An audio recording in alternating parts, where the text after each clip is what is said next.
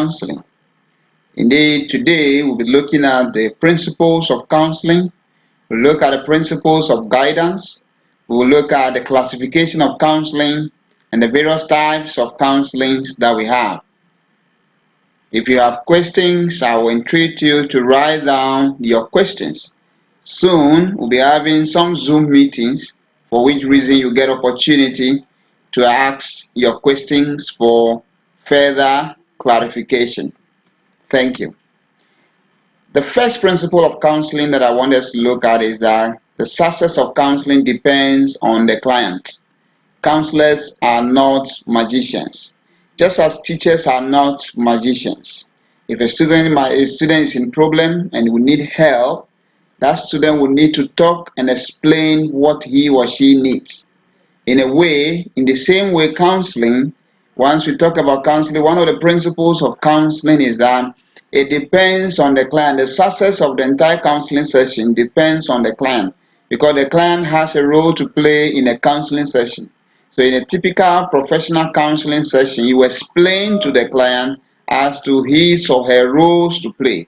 Just as a teacher will enter the classroom and tell students that the lesson we are coming to study, students have a role to play. You need to listen attentively, make notes, and ask questions, just as you do in the classroom. It's the same thing in counseling session. We made our clients be aware of their role. They need to tell you what their problems are. They need to be part of the session, so that at the end, you can provide them that help. So counseling can never be successful if the client is not cooperative. Another principle of counseling says that it is mostly provided to people in difficulty. It is true. When in terms of difficulties, we are looking at when the person needs help. Once the individual needs help, is in some difficulty, and that difficulty could be for developmental purpose, it could be for facilitative purpose, it could be for all other purposes, remedial purposes of whatever. So once the individual have that ability to resolve that challenge within that period, the individual will need to run in for counseling. So we say that it is mostly provided to people in difficulty to resolve their personal challenges.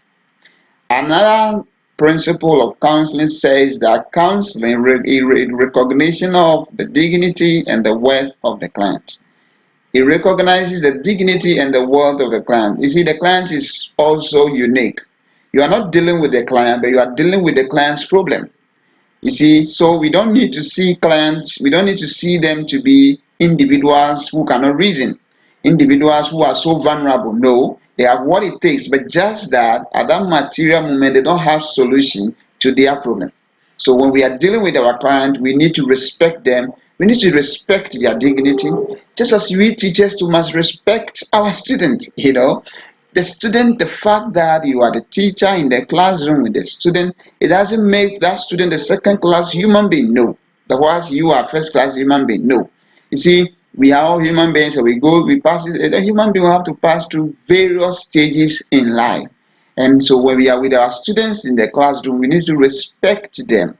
We need to recognize their dignity. We need to know that they are also human beings. You see, we don't need to be insulting our students anyhow. Just even to begin with, you are not there to insult, but you are there to reform, to impart knowledge. You see the point? That is the work of a teacher. So as we are there to inform, impart knowledge, we need to be careful how we handle our students. It's the same way in counseling. We are very careful. We respect our clients so that the worth of our client is maintained. The next principle I want us to look at is counseling is voluntary. Counseling is voluntary. In counseling, the individual must be willing to come for counseling. We don't force people to counseling. You see, you can force the person to the counseling unit or the counseling session. The person may sit down, you may do all things to the person to help. But in fact, because that individual is not willing to receive counseling, no amount of your skills that you will use on that client will make you successful. No. The person must be willing to be helped. If not, you cannot help the person. So teachers, we don't need to tell our students that because your behavior is this way, you are like this, so go for counseling. No. You need to start from a point. You need to let the child know them why you need to go in for the counseling, and then explain to the child why you are not in the best position to help him or her. Let him or her know that that individual who is called the counselor in the school, he has been trained for that job, or he has been appointed for that job, and for that matter, he will be in the best position, he or she will be in the best position to assist you. That is why you should go in for the person to help you. So in this sense, the individual will come in for the counseling in a way, willing, ready to talk, willing to go through or to participate fully in the entire session. Good. Another principle that I want us to look at is counseling is more than advice giving. And we should all know that we have what we call advice giving and we have what we call counseling. Now, but there is a clear distinction between advice giving and professional counseling. In counseling, the counselor will assess the client's strengths and weaknesses before both of them will look at possible solutions to the problem. And these solutions will be evaluated to see the progress that the individual may be making. Now, whether the solution is working, if it's not working, a professional counselor will assess the client, and then quickly they will change the kind of formulas, the kind of approach they are using to deal with the problem. Now, I want to give a typical example between counseling and advice giving in this sense. You may go out there to meet a friend who will tell you that the best way to make it and make good grades in the class is to study at a particular time, maybe dawn. And the fact that that works for the person doesn't mean that it will work for you too. If it worked for client A, it doesn't mean the same method, the same approach will work for client B. But in advice giving, once the person to the person, that is the best solution. So he or she will tell you that the best time to study, go and study dawn. Whilst you, this particular person, studying dawn may not help you. Maybe yours is in the hot afternoon. That is when you can understand the concept. You see, so we look at some of these things, but in counseling, the counselor will have to assess the client to know the strengths and the weaknesses of the client. Once this is determined, get this, once this is determined, the counselor together with the client will find alternatives to deal with that particular challenge. Again, another principle of counseling says that the aim of counseling is to help the individual make an informed choice or choices. It's the individual choice that is important here, and that should be an informed one. So the counselor must help the individual to discover him or herself, to understand the problem at stake, and then what are the options available, and then for the client to make that decision. Final decision depends on the client. Counselors do not make decisions for their client. No. Counselors can only give options, suggestions for the client to make use of, and that client will decide whether to use it or not to use it. So it is always important that we should know that in counseling, the counselor does not 100% suggest everything to the client. No. Again, another principle of counseling says that the counseling should help the counselee or the client acquire independence and develop a sense of responsibility. That sense of responsibility means that throughout the counseling session, the counseling is just like what we go through in the classroom. In the classroom, the teacher will impart knowledge, a skill, ability to the student. For the student to use that skill in future, how to do things in future. It's the same thing in counseling. Once you go through a professional counseling session, you are supposed to develop a problem-solving skills. For example, you cannot just start solving your problem. You need to identify what the problem is, the cause or the causes of the problem, then what are the options that are available to resolve that problem. All these things need to be assessed, and once you assess it, that is a step-by-step process. And in fact, in counseling session, that is exactly what happened. So at the end of the day, that client will develop some skills as to how to solve his or her problem in future. So that will not be like once the person is having headache, once there is a little problem, the person will run to you, counselor. No, it's not supposed to be so. We are supposed to train people. We train them so that the people will be independent and be responsible of their own life. Thank you. Now we move on straight to the principles of guidance. Principles of guidance. Good. The first principle of guidance says that guidance is for everyone, every human being. We all need guidance. I need guidance, you need guidance. The year one child needs guidance. Year two child needs guidance. The old age, the aged, we all need guidance. So every human being, everyone needs some guidance. We all need some guidance in our life. Again, we say that guidance focuses on holistic development of the individual. Guidance is not only interested in impacting knowledge, filling the head, leaving other part of the body. No, guidance is not interested. Guidance holistically is interested in helping the person to develop holistically. The physical aspect should be developed appropriately, the cognitive aspect should be developed appropriately, and the emotional aspect of the individual should develop appropriately. That is what guidance aims at. That is the focus of guidance. So guidance, in a way, it's after the holistic development of the individual, not only at one part of the person, no, the total part, all parts of the body, all parts of the human being, both in and out. That is what guidance is interested in. Again, guidance activities should be based on the needs of every person. So, be that you are the guidance and counseling coordinator in the school, we should be careful that before you start any guidance and counseling program in a school, it is important to know the needs of the people. You must do what we call needs assessment, assessment of the people's needs. What is important? Why do you need to do A and not B? Why do you need to organize your program with this kind of topic but not that topic? It is out of the needs assessment. That is where you get to know. It's the same thing in a classroom as a teacher. You as a teacher, you have been teaching, you are a mathematics teacher, for example, and you've realized that your students are not very good in division. You need to find out why, and you have to adopt new strategies of teaching your lesson so that your student will understand this thing. Why do you do that? You do that because you've identified that my students are not very good in a division. That is exactly how it is. So in guidance and providing guidance activities to our student or to our audience or whoever, it's always important.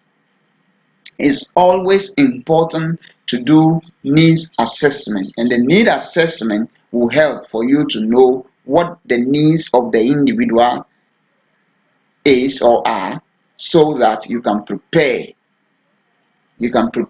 accordingly to meet the individual's needs. Very important. Again, guidance should recognize the individual's difference and then dignity. We are all not the same. We are all not the same. You may be teaching a class, for example, that they are all class 6 students within the same age bracket. It doesn't mean that their cognitive level will be the same, their motor skills will be the same. No, they are all not the same.